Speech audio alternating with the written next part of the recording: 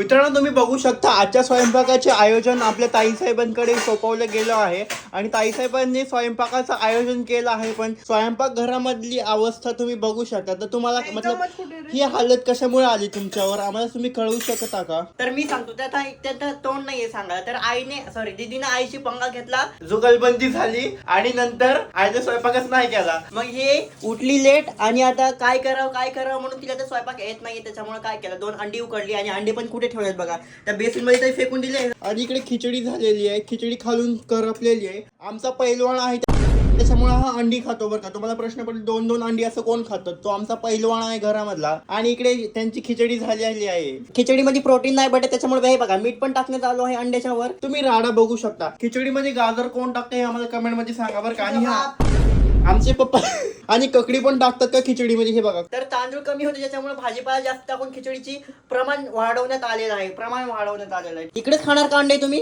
पैलवानजी office मध्ये खायला लाज वाटणार का तुम्हाला?